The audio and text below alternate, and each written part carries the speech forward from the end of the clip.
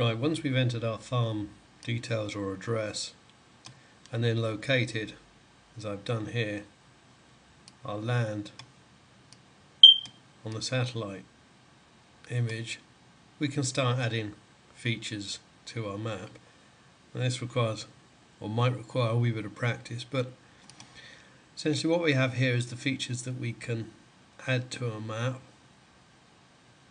And let's start with a boundary. So let's put a boundary on our map. And what we're doing is we're using the satellite image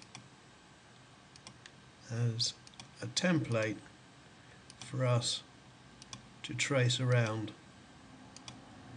the feature on the satellite image.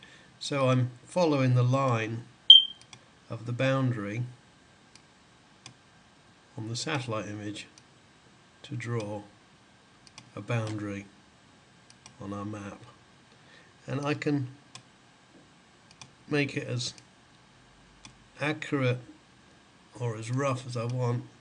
I'm just doing it very quickly here, but if I wanted to make it more accurate, I could zoom in for greater precision or zoom out, and there we have.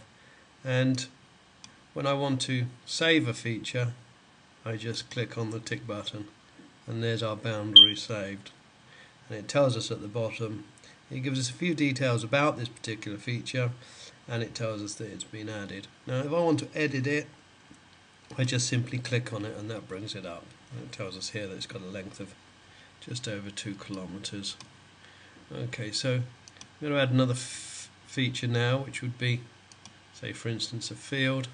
I give the field a name, so field 1 with crop 1, and again I'm using the satellite image to provide me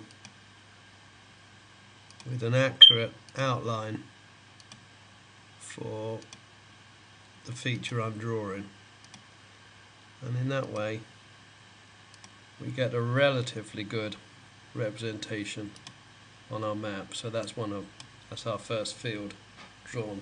Other features we can add, we could add a building. Now here we could add a number of buildings individually, and again we could zoom in to get better accuracy. Give a building a name. Now you don't have to give any of these features a name, it's entirely up to you, but I'll do it for the purposes of this example, and click to save your work. Now it can be a bit tricky, so let's look at adding another feature. Let's add, say for instance, a track, and let's trace this track that's running down here. So I can adjust the width of the track, so I choose wide, and I just trace it out. Now if I want to undo some of my work, I just click on the undo button here and keep laying that down.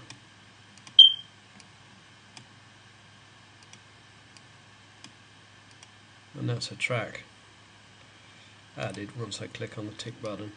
And in that way we can build up more and more features on our map.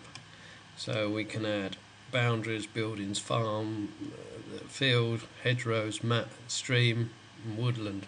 Let's put in some woodland. Here's some.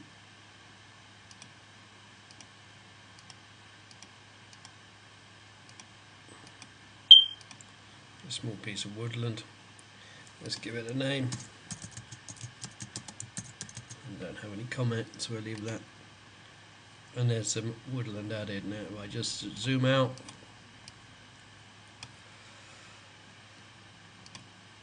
choose map and save that position, we can now move to the next stage, which is printing our map.